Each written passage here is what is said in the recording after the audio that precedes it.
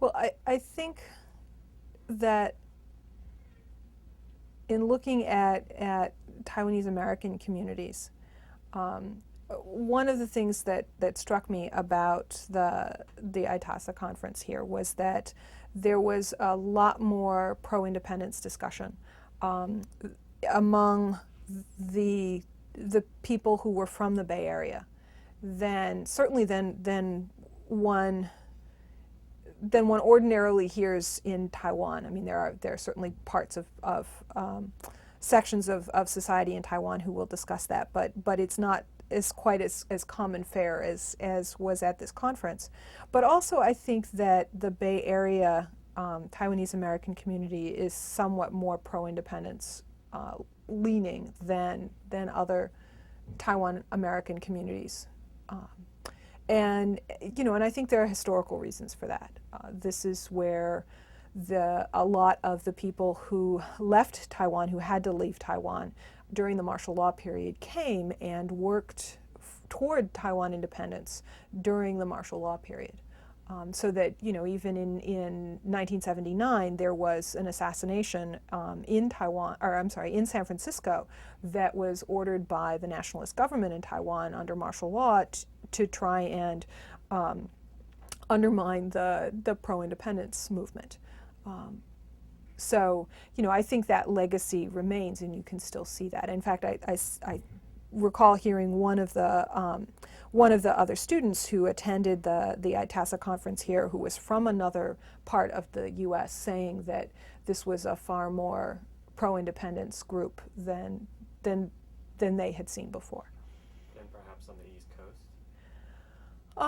Yes, or in the Midwest. Or, I mean, there's a number of Taiwanese American communities in different parts of the U.S. Although there was this movement in the 90s to create a new Taiwan identity, this national identity that would include mainlanders as well as Hakka and Hoklo, in the late 90s and in the last couple of years, there has been more tension about whether or not mainlanders can or should be included in that, and mainlanders have faced more challenges to their being part of Taiwan, and have had to continually reassert their allegiance to Taiwan as in fairly ordinary settings. And I think that with that going on in Taiwan, it's not that unusual that it would be an issue for people in the States whose families are from Taiwan but of mainlander background to find similar kinds of tensions and issues when they were dealing with Taiwanese Hakka or Hoklo people from Taiwan. Even when I talk to a Taiwanese American friend, she's like, "Oh yeah, you're Vincent," and it's sort of like I feel like it's like I feel almost uncomfortable admitting that to people, Mm-hmm. And it's like. Well, in a sense, it's payback. I think is part of it. Taiwanese were certainly people of Hoklo and Hakka background were certainly made to feel that way during the martial law period, where if they even got caught speaking Minnan in certain kinds of public places, they could be fined or arrested. So and the annual embarrassment of at the beginning of the school year, children having to stand up and they would be asked not only to say their name but their province of origin, so that everybody knew right from the get-go who was Waishengren, who was mainlander, and who was Benshengren, who was Taiwanese. So I think part of what's going on is this is a negotiation period for what is Taiwan and Taiwanese identity. And there was that phase in the 90s where it was being very inclusive. And now there's some tensions and some exclusions that are starting to come back together again. So you would make a distinction between the early 90s and right now, that Wasteland are not included in this Taiwanese identity? I don't think they're completely excluded yet, but I think there's increasing tension about whether they should be included. What's the difference between the early 90s and right now? Why has that shifted in that direction? That's a good question. Um, I think part of what's going on is it has to do with the changes in the social and political situation in Taiwan. In the early 90s the early 90s was a very optimistic time because people were building up towards full democracy. They were headed in that direction. They weren't quite there yet. The economy was doing wonderfully. And things looked very positive for Taiwan. And so I think the sense of things being inclusive, the ability, I mean, there was finally an opposition party that was legal and they were hearing all that. Nationalist officials and candidates were giving campaign speeches in Minnan. I mean, there were all of these things, and so there was a real inclusiveness.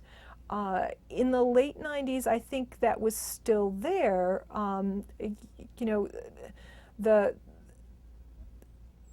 in a sense, even though there'd been a full democratic presidential election in 1996, because Lee Teng-hui was elected, there hadn't been that many changes. In the power situation, and the nationalist party was still the party in control of the government. But after the 2000 election, with a lot of the shifts that happened with the DPP coming in, and with the changes in what was going on in the Legislative Yuan and the National Assembly, there was a real change in power. And people who had been down and out, who had been dissidents, who had been in jail, were in positions of political power.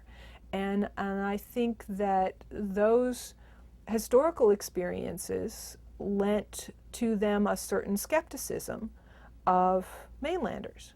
And I think that has contributed to that, in addition to the rise of the Pan-Blue movement and some of the challenges, particularly on the issue of reunification, has contributed to the discomfort that some Taiwanese, some Hoklo and Hakka people in Taiwan have over including mainlanders in a conception of Taiwanese. Kind of what some Taiwanese Americans want to see is the KMT to never come back to power, to be just dissolved, and that the whites can just go back. If you want to be reunified, why don't you just go back to China? That's no one's stopping you from going back to China. That's so therefore there's really no argument here. Just go back. I haven't heard that one, and perhaps that circulates more among Taiwanese Americans than I think it does in Taiwan. I mean, nobody's. In a sense, people in Taiwan have that option, right? Because they can travel now to China, and China is allowing them all kinds of privileges in terms of buying property and building homes, and and there are a lot of people who are retiring there. But they're not all mainlanders. A lot of them are Taiwanese, ethnic Taiwanese too, Hakka and Hoklo peoples. So, I mean, they can do that if they want to. So, in fact, the mainlanders who are still in Taiwan are there by choice. Were you saying that Hakka used to be included in sort of the Vincent land? Oh, they were, yes, because they were Banshengren. They were people whose ancestors were in Taiwan during the Japanese colonial period. Taiwanese Americans don't refer to Hakka as Taiwanese, they're Hakka, are you aware of this? Or? Well, it shifts. It depends on the context. I mean, just like someone from the States can say, I'm from the US, I'm from California, I'm from San Francisco, I'm from Palo Alto, and all of them are correct, but you would say different ones in different contexts if someone asks you where you're from. In the same kind of way, people would refer to Hakka as either Hakka or Taiwanese, depending on the context. If the contrast is mainlanders, then Hakka are still part of that Taiwanese category because it's really referring to Banshangren. Right, I would definitely agree. I mean, looking at those numbers, that approximately 65% Minnan, 15% Hakka, 15% mainlander, and 5% or so that are Aborigine peoples. I mean, you can't say that the election occurred strictly on the basis of ethnic labels. Because otherwise, if you're saying, well, all Hoklo, all Minnan speakers voted Pan Green, then the election would have been 65% for the Green Party, and that's not what the result was.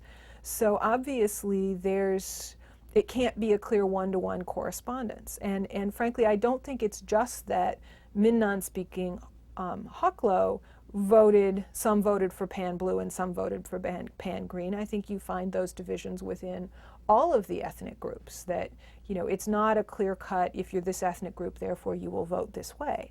Well, I mean, at some level they must be, because they can do the math too.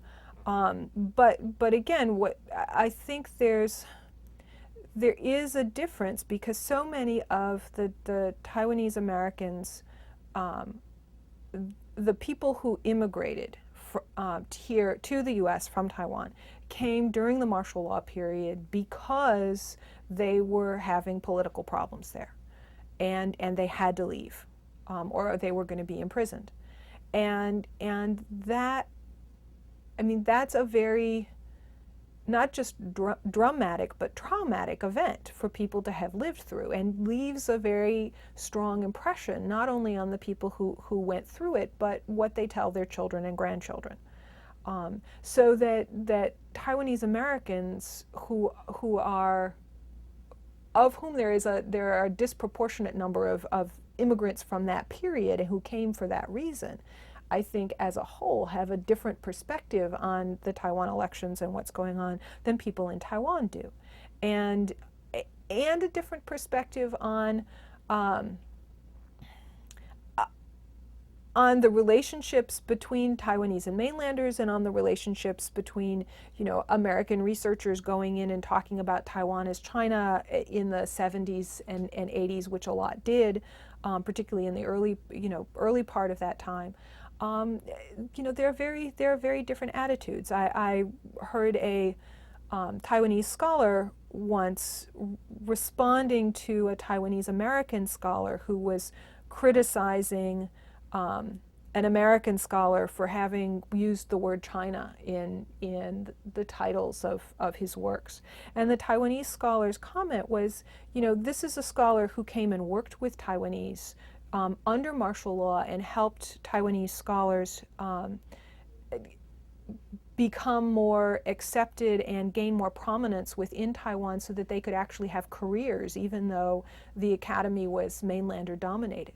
And so, the Taiwanese scholar's response was, it's not fair to judge what was going on in Taiwan by what you think was going on from the perspective of the U.S. You weren't here. And I think that distinction and that tension is still there in the difference between the way a lot of Taiwanese Americans view what's going on in Taiwan, in contrast to the way people in Taiwan view it. Oh yes, the Pan Blues definitely include Minnan-speaking peoples and Hakka. To be honest, I don't know where the Aborigines fall out in this, but it's a multi-ethnic party base. I think it's very easy it makes for convenient political rhetoric to talk about one party. Each party is linked to a particular ethnic group, but the reality of who are actually voting for these people, who are party members, who are supporting the party, is different. Well, as I said before, I think the greatest damage that has been done in the Taiwan election has been the lack of confidence that people within Taiwan have in the process. And certainly it's the Pan Blue supporters who are making the most of that, but there's a mutual lack of faith here, because there's also not an accepted process by which a protest can be filed and seriously and an investigation launched. That process doesn't exist yet. Perhaps it will someday. I hope so. But I think the real crisis is surrounding questions about how the process does work and will work, and is it fair, and is it really democratic? And that's something that I think everyone who wants to see Taiwan have a strong, stable future should be concerned about. Yeah, because I don't think it's good for Taiwan's stability for there to be a significant proportion of the population who think that the election was not fair and that the process doesn't work. This is my honest assessment of how they feel. They do not care about how people on the Pan Blue side feel, because they think it's irrational. They blame Lee and Sung for everything. Well, but see, this is exactly where I'm talking about a breakdown of trust, and it's going on both sides. There is not an acceptance on the Pan Green side that people are protesting because they really have concerns about the process. There's this assumption that it's just a way to try and steal the election back. And there's the lack of trust on the Pan Blue side about was this all rigged, and how can we get how can we accept an outcome that we think the process was problematic. So there are trust issues on both sides, and that's why I say I think that that's the real crisis, and that something has to be done in order to promote stability, long-term stability in Taiwan. Something has to be done to assure people on both sides about the process, not only the election process, but there being a democratic way of checking it and potentially protesting it or correcting it if there do in fact appear to be problems. There are obviously extremists on both sides, but I think there are people also on both sides who are concerned about this. Whether they will be able to prevail and have do something that will restore faith in the process, I don't know. But I mean, I have to. This is more my personal opinion than a the result of some study. But it would seem to me personally that the people who are in a position of power are the ones for whom it would be easiest to start the process of investigation and of restoring the faith in the process. But it's at the same time, because there is suspicion of them, because they're in power, it's going to be very challenging, and they're going to have to find there's going to have to be cooperation, and they're going to have to find either a party that's neutral in the sense that everybody agrees he or she is neutral, or some collaborative way to do a real investigation. But yes, I suppose personally I do think that it's more the responsibility of the people who have gotten power in the election, who have an obligation to see that faith in the process is restored.